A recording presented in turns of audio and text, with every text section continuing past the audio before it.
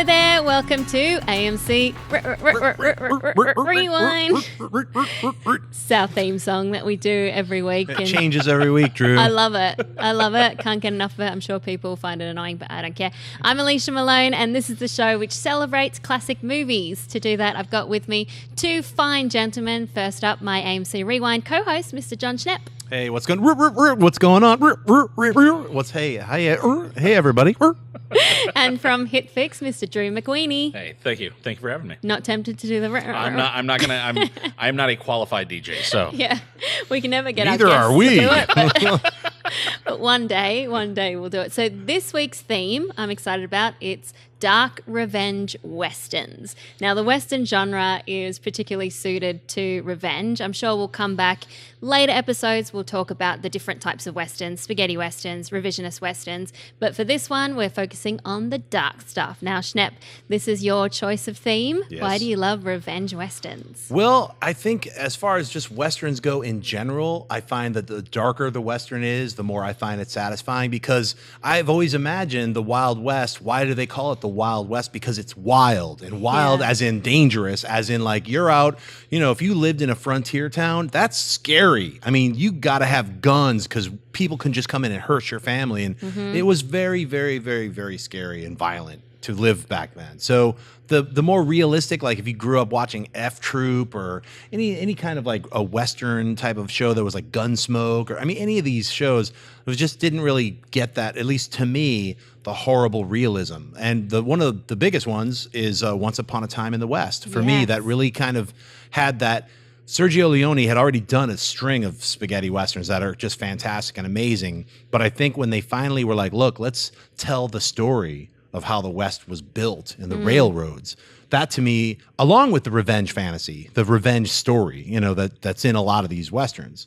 That to me was when they really came upon something fantastic. And they had just lost Clint Eastwood, and they got this brand new guy, Charles Bronson, who played the harmonica man. And a lot of people think of Charles Bronson. If they do think of him, they think of him from Death Wish or, The Watermelon Man or, The Mechanic or any of these other films.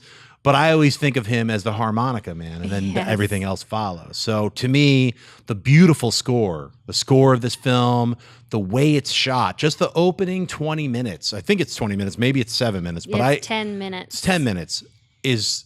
one of the great film openings. It's incredible. And if you just give it a shot just from the very get-go, and not only will you see certain things iconically redone over time by other filmmakers, nods of the hat, just homages from this film itself, but you'll also see some of the most iconic film imagery you'll ever see. I think Sergio in this one film kind of like eradicated John Ford, at least for me, in my mind, as to what a Western is. All right, I'll set up.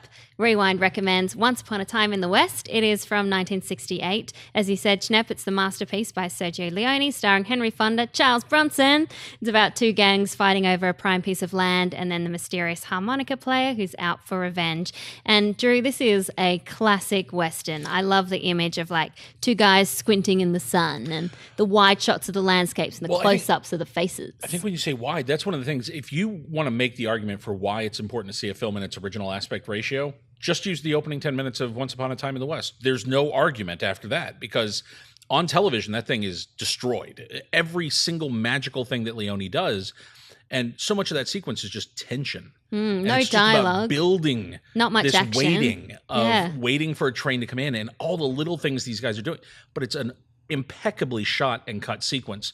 And when you talk about stars in this movie, one of the things that makes, I think, Henry Fonda's work in this so distinct is that Henry Fonda was somewhat an icon and a paragon of decency.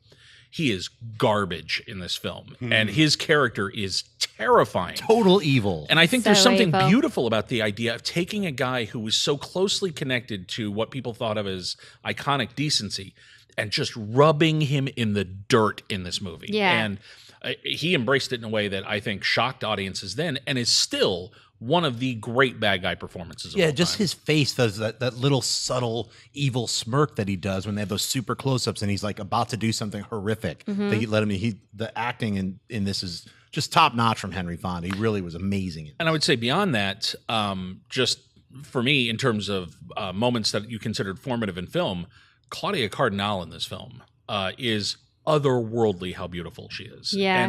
And it's not a Hollywood glam look either. She is very much of the earth and very European and very stripped down in this film, but oh my God, like every single shot of her in this movie could be a magazine cover. She's just unbelievable. She's the girl who comes home and then she discovers that all her family is dead. And it's such a great moment, not giving away anything. Really, it's a set-up family. It's somebody she barely even knows. Right. Yeah. She's being brought in Exactly. for these arranged marriages, which it's, you go 1,000 miles across America and then she walks into this whole big mess. Into a hellhole. Like, it's just unbelievable what she steps into, and yet finds the strength and the character to do what has to be done in that film.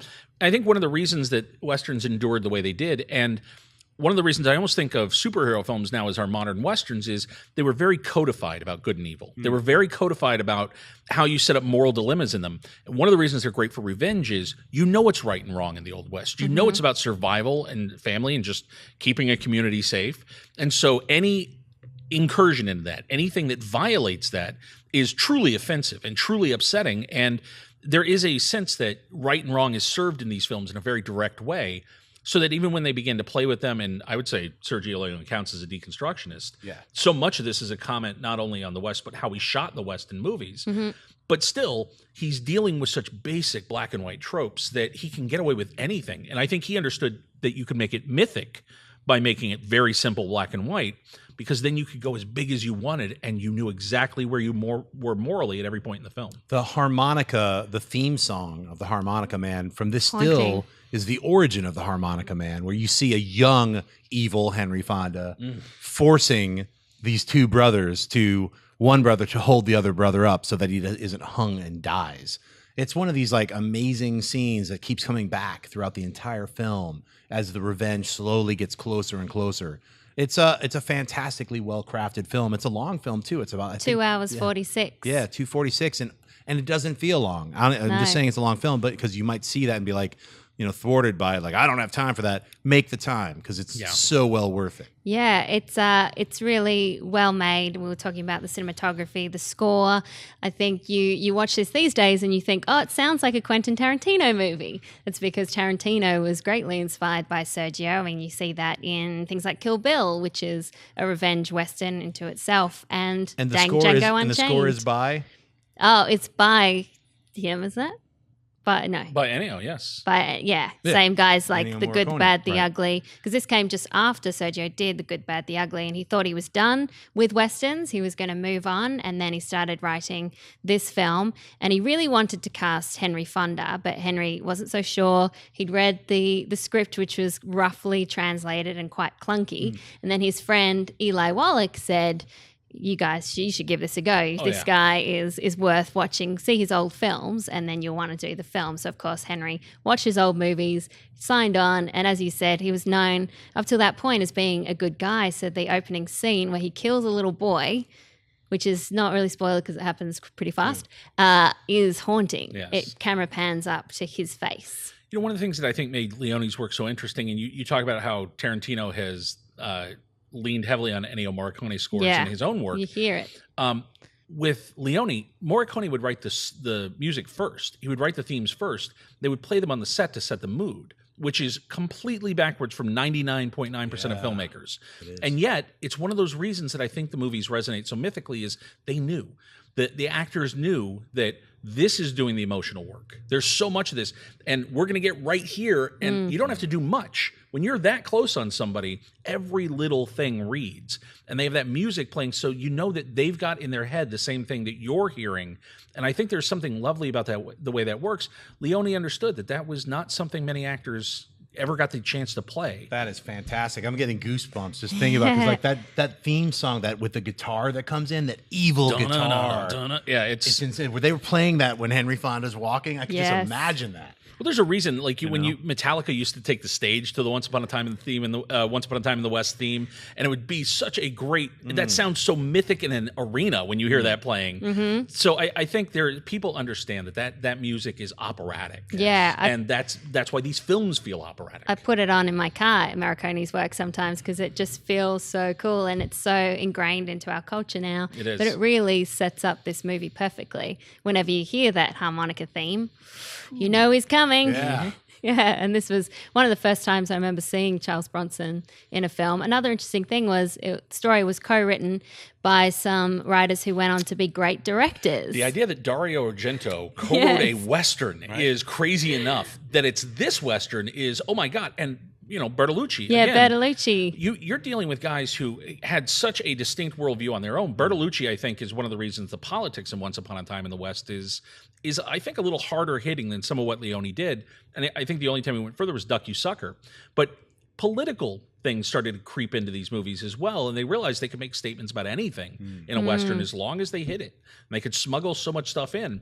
And I think Argento, it's just plotting. He's got this real sense of how to make emotional plotting work. Yeah. I think as a trio, it's an incredible collaboration. And one of those things you don't see much of that. You don't see a jam between guys that gigantic in their own right ever. No, it feels like such a treat when they all come together. So definitely watch Once Upon a Time in the West. Also, Stanley Kubrick and Sam Peckinpah also loved the film. Yeah. So you're in good company there. I can only refer a jam like that as to like Raiders of the Lost Ark, where you have a Spielberg and a Lucas coming together to make something awesome. It's that same kind of feeling of, this is the chemistry's magic. If it only happened once, okay, but look at what we got. Well, another great revenge Western that Rewind recommends is Unforgiven from 1992, directed by and starring Clint Eastwood, who plays a former gunman lured back for one final job. Morgan Freeman is his friend helping him on the job, and Gene Hackman is the brutal sheriff of the town. I think this is a really smart film because it seems to say so much about Clint's career and what he thinks about violence, because it's all about the toll that violence can have on someone and how it's not all as cool as the myths might make it out to be. I think it's also about the weight of myth and the idea that when you get a reputation, then eventually you become the target that they have to knock down. Somebody has to kill you because that's how they make their reputation. And there is a weird weight that then places on you that we see in Clint. That script by David Webb Peoples is legendary in this town, and for good reason. There are very few writers on the page who I think were as intelligent and economical as Peoples was. That script was originally the Cut Whore Murders and floated around town for a while before Clint found it and realized that it did serve as a summation of basically everything he'd ever made. And it's rich with insanely good performances. The scene between Gene Hackman, Saul Rubinek, and Richard Harris as the Duck of Death. The Duck of Death. Richard Harris. When he's in that cell, and Gene Hackman basically tells him, everything you know about this guy's a lie. He's a liar. He's a coward. And I'm the hero. I'm the real hero. I'm what you've been writing about. Let's see what would happen. When he puts the gun in Rubinek's hand, it's one of the great moments in cinema. And they draw it out as long as they can. And Harris, I think, says nothing in the whole scene. Yeah. 1-2 words maybe. But it's all in his face, and he knows exactly what happens if he picks that gun up. Yeah. It's genius, and Hackman is phenomenal. And then that lip smacking has just always bothered me, but it's for good reason to show that kind of character. I would have killed you. Yeah. He's so good. And for me, the Clint Eastwood is like, I'm not that guy anymore. He's saying that when you are that guy, you are that guy, and there's nothing you can do to ever erase being that person. Yeah. It's like that. If you're that evil, you can try to not be that. Hours. You don't get to turn it off and go sit somewhere and relax. And it's 24 hours. It pervades everything you live and think. And I think it's interesting. Watch peripheral characters in that movie.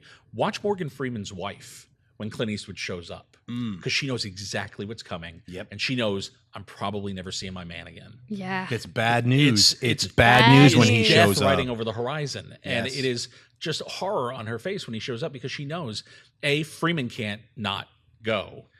He's the same way. It's ingrained. Yep. It's what they do. And she may never see him again. And it is the only value they had. You see Clint as a farmer. That doesn't work. And he knows it doesn't work. And he's miserable.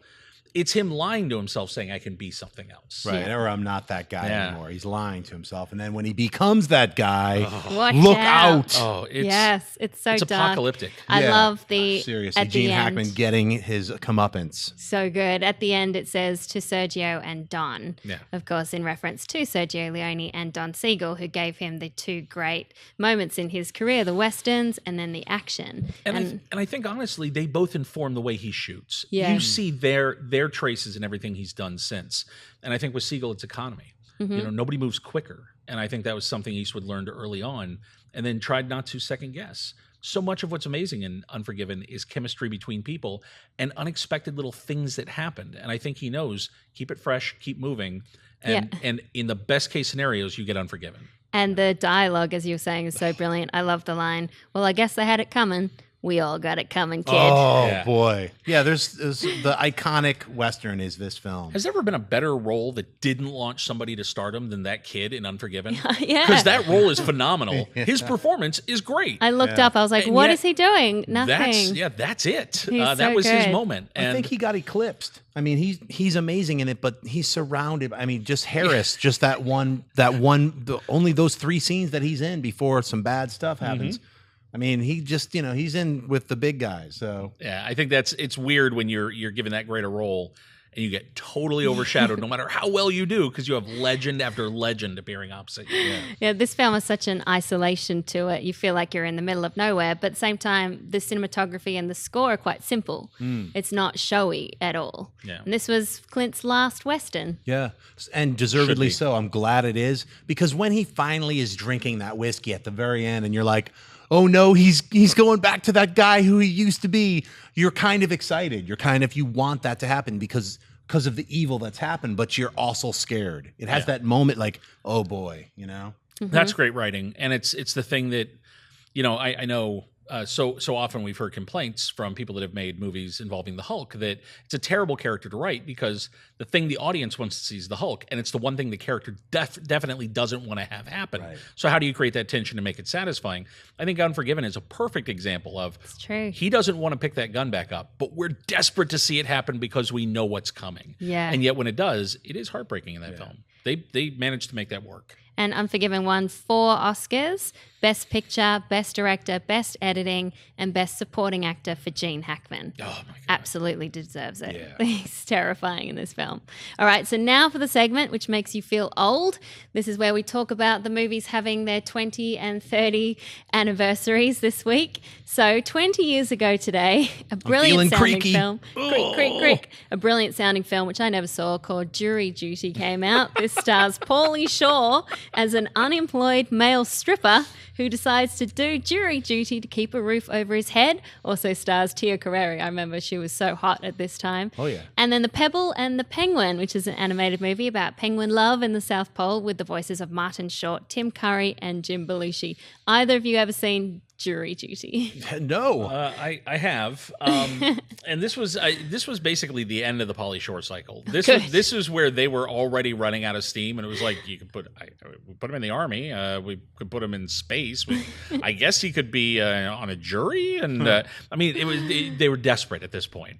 And I think Pauly had such a very limited range that audiences got their fill very quickly, and then so.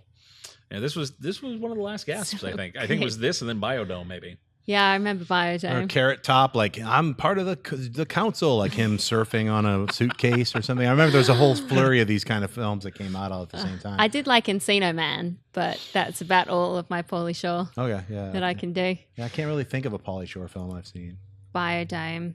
I didn't see remember Biodome, but barely. The Well, Pebble and the Penguin I've never Pebble heard of. and the Never Penguin. even heard of it. This is one of the Don Bluth movies that he made in Ireland when he had set up the new studio. And it's funny because I still hear people refer to Bluth in sort of glowing terms, and I get it for a certain period of his career. He inspired an entire generation of then guys who became Disney artists with The Secret of Nim at a time where Disney had basically tanked. They didn't know what they were doing anymore. Right. And I think Bluth and the other guys who left Disney to go start that film and make it kind of reminded people of what the beauty of hand animation could be and how if you told the right story, it's very effective.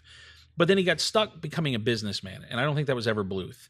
And more often than not, the stuff that he made, especially in the Irish phase of his career, it's junk. And it's kids' junk that you can tell his heart wasn't in. And it's so like this and A Troll in Central Park. And he made a movie called A Troll in Central Park. He made a movie Park. called A Troll I in kind of Central want to Park. see that now. Rockadoodle, which was an Elvis rooster. And these are just these are nightmarishly bad films. Oh, boy.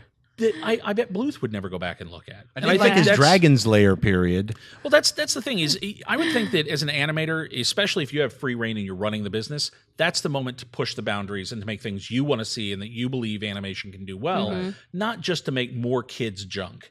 And I think his career is a real indicator of how completely we have failed animation in this country. We only use it for children's stories. Well, you know what's horrible about insane. the animation business just in general? I've been in the animation business for like over 10 years, like doing Metalocalypse and like more adult cartoons, but it's really, really, really almost impossible to do what you want, even if you're running a studio, because once you're running a studio, guess what you have? Employees. Overhead, yeah. You have a ton of overhead. And those people, guess what happens if you don't take a job? They all go away. Yeah. So your whole studio goes away. So what happens is you start taking on, I'm sure the Pebble and the Penguin was co-financed by somebody else who came in after the Secret of Nim bombed and were like, look, help us make this. We'll pay for the next 3 years. So a Troll in Central Park, the Pebble and the Skimpadoodle Rock-a-Creeple, whatever, the Cobbler's Friend, whatever the stuff that you've never heard of. They were like, those are like oh God, yeah, we also made that too, just to keep these people, because we were trying to make this other thing that then fell apart and everything imploded. So it's like that kind of story you hear all the time. And it's only because that's just how the way the business works. You're lucky. Like Lucas is lucky he owned ILM. Yeah. And then kind of co-opted it in a certain sense. But look, he owned it and he was able to take that and turn it into a special effects studio that was then became a moneymaker. It wasn't about like, hey, we make films, for my stuff, but then we also do all these other jobs. We make commercials, we make this, we make that. So anytime anything is like a labor of love and you build it out into a thing that has like, say, more than 10 people that you're paying, it's not a thing that you can be creative really anymore unless you just happen to own like an oil well. Right. So yeah, it's brutally difficult. And I do wish, I always wonder what would have happened if Disney, instead of making Snow White, had made John Carter of Mars, which is what he almost did. Wow. I think it would have changed the way animation was treated in this country. I think that's where fantasy and science fiction would have gone. I think more adult stories could have been told. Yeah. But I think we missed it, and I don't know that window will ever open again. We'll have to do I think it will. God, I hope so, John. We'll have to do an episode on animation, because this is all fascinating stuff. Now to the films that are celebrating their 30th anniversary. Ladyhawke. It's a fantasy film starring Matthew Broderick, Michelle Pfeiffer, and John Wood. And one of my all-time favorite guilty movie pleasures, Girls Just Want to Have Fun, stars Sarah Jessica Parker as a new girl in town who just wants to be on dance TV. She has a very strict father, and Helen Hunt plays her wacky friend. I love this movie. It's so bad that it's amazing, and great dance scenes when they're in this TV show. It's Cyndi so Lauper's over the not top. in it? No. Captain Lou Albano doesn't make a guest appearance? No, they just took the title. Wow. But it's great fun because it's so bad. But I never saw Ladyhawke. I think Ladyhawke's got a great premise and some good stuff in it, and it might be marred by one of the most horrifying scores in film history. One of the guys who was from the Alan Parsons Project, and it was that era where like Tangerine Dream was doing Legend, and everything needed to be kind of disco-y and oh, it's unbelievable. It's all synth and it's terrible. But the movie's actually a pretty clever premise. And I think one of Donner's decent efforts, I think if you were in love with Michelle Pfeiffer in the 80s, as most of us were, this was a great use of her. And there is something lovely and romantic about the fairy tale of lovers that are kept apart, where by day, one of them is transformed into a hawk, by night, one of them is transformed into a wolf. They can never be and they have seconds every day where they can see each other in touch. Sounds like Twilight. And so it is that lovely idea of your entire relationship exists in seconds. Wow. And a thief who then has to help them solve that. It's a bit slow, though. To me, I remember even seeing it when I was a little kid, and I was like, this is boring. And then seeing it as an adult, I was like, the younger version of me was right. It is boring. But it's like, Michelle Pfeiffer is hot. So. Well, it's when Hollywood couldn't get fantasy right. Yeah. You got to remember, before Lord of the Rings, it was a dirty word in Hollywood. If you said fantasy, they pictured crawl and they went running. Yeah. Where's that glaive? Yeah. We want another one of those. We don't want to crawl. Get out of here. Yeah, but it's different. Mine is called crawl. Get out of here. It was a very different thing at this time. That's true. Well, this had Rutger Hauer too. I mean, this had like those. Hey, he was just in Blade Runner. This was this was after Blade Runner. So you still had like they were like casting types. So 30 years ago. I know, it's hard to even fathom. Hard to believe. All right, let's go back to the world of revenge westerns for our rewind reveals. And this is where we give you a little hidden gem that you may not have heard of or maybe you haven't seen before. I'm excited about this one. The Proposition from 2005. It's set in 1880s Australia, starring Guy Pearce, who's given the tough choice. In order to save his younger brother, he has to kill his older brother. And the older brother is played by Danny Huston. Ray Winston is the lawman who gives him that choice. Directed by John Hillcoat, who also did The Road and Lawless, and a great screenplay by Nick Cave. Mm-hmm. That's the why musician, it's so Nick Cave. poetic. Yeah. I think this one's an incredibly special film. And as I said to you before the show, it's remarkable because it looks like it smells terrible. This movie has a tactile sense of the West. When you talk about the authenticity, I think one of the things Hillcoat did beautifully is he steered into the idea that we glamorize the West, and he intentionally took all of that out, especially with the violence, which is incredibly ugly, explosive, and harsh. And not one piece of it leaves you going, yeah, Right. It's all really ugly and is meant to make you feel terrible. And it helps that Houston, his work in this movie is just unbelievable, and he is as loathsome as I can possibly imagine a character being. Yeah, I love how brutal it is, but also how beautiful at the same time. The Australian outback is so harsh, and what do they say? What kind of fresh hell is this? It looks like an awful place to be, but at the same time, it's gorgeous to look at. And then the dialogue, is very poetic, but the violence so visceral, not gratuitous though. Right.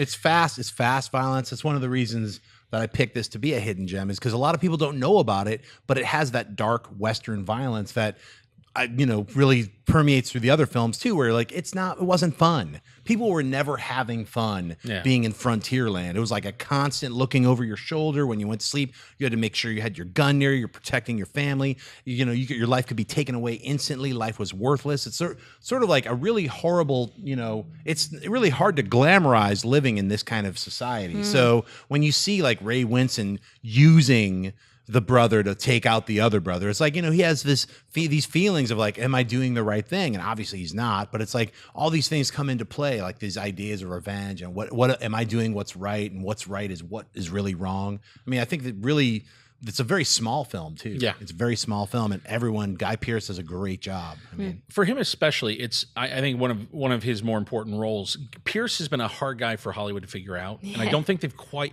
because he is a very straight arrow in some ways, and there's not a lot of looseness to him.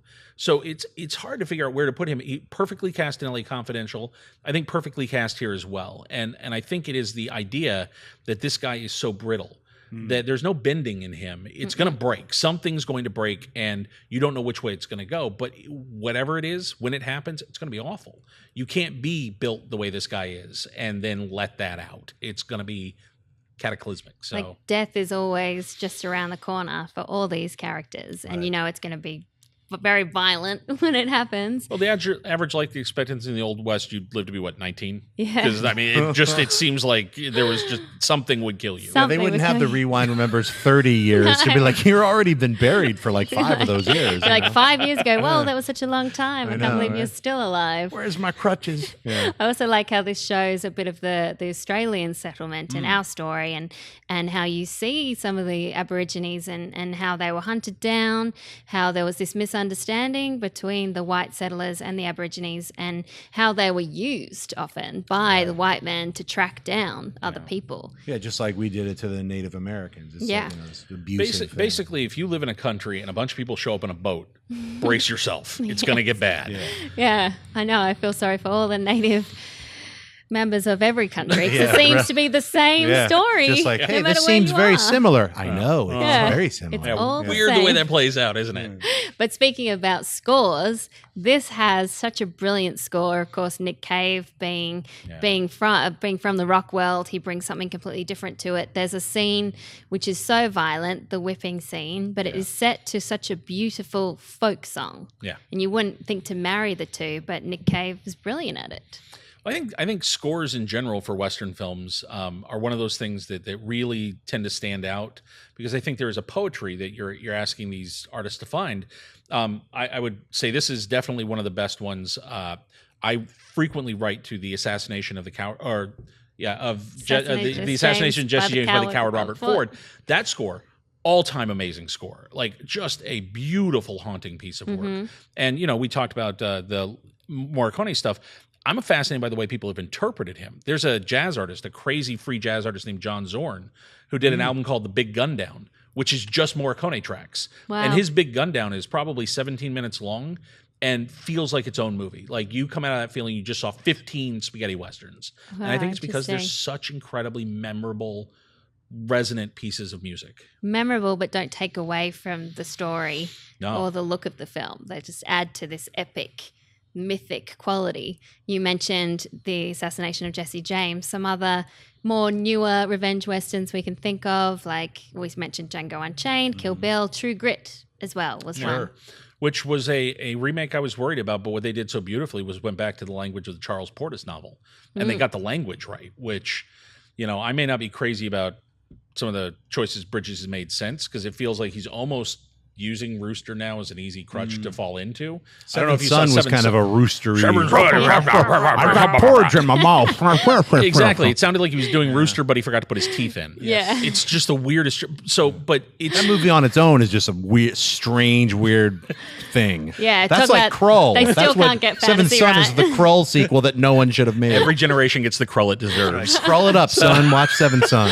But True Grit, he was perfect. It was, and I again, it's language there. They've really figured out the way to go back to it, which was just get the language of the Portis book right, because it's so funny, Yeah. so beautifully, richly spoken. So there you go. We've given you some weekend homework you need to watch. Once Upon a Time in the West, Unforgiven, and The Proposition. And make sure you tweet us and let us know what you think when you see the films. I love to get all your tweets from everyone saying how they watched it and really enjoyed it. That just makes my heart sing. So, Schnepp, where can people find you online so they can tell you what they've watched this weekend? All right, Sweaties. You can find me at Twitter and Instagram at John Schnepp and at TDOSLWH. My documentary, The Death of Superman Lives, What Happened, is coming out. Get tickets for the Egyptian Theater in LA, April 30th, May 1st, and May 2nd. And then we're going to go on a little mini tour. We'll be announcing all that stuff in the next few weeks. So That's awesome. We should try and figure out a rewind episode to do around the subject of your documentary. Oh, definitely. We'll tie it all in together. We'll tie that in. I like it. Rewind. Drew McWeeny from HitFix. Thanks so much for joining us. Where Thank you. can people find more of you? Well, my Twitter feed is Drew at HitFix because I have a huge imagination. And I am published at HitFix under the blog Motion Captured, where I cover old, new, all sorts of film. And so please find me there. And let me just Awesome. throw out a little extra flavor for Drew McWeeny. I'm from the old school where I used to read Ain't It Cool News. This was Moriarty. Moriarty. So I read so many of his articles before I met this guy. I was Me like, hey, too. really cool guy. I used to read you back in Australia. Oh my Remember, gosh. like back in the day. There is nothing better than when a filmmaker who already has movies out says, I've been reading you since junior high school. And then I try to find a very tall building to jump off of. Oh, no. Just means you're prolific. You've been around for a long time and with good reason. I have indeed. Reason. Well, that does it for this week's episode of Rewind. Be sure to follow us. Follow me at Alicia Malone on Twitter, Instagram, Facebook, and share the show with all your friends who you think might enjoy it because we want to get more views. Yes. Until next time, bye. Hey everyone, if you like this video, click that thumbs up button and make sure to subscribe to our AMC Movie News YouTube channel. It's free and helps you stay up to date with all the latest movie news, as well as our daily AMC movie talk show. Also, make sure that you follow us on Facebook and Twitter to stay up to date with all of our special promotions, contests, and prize giveaways.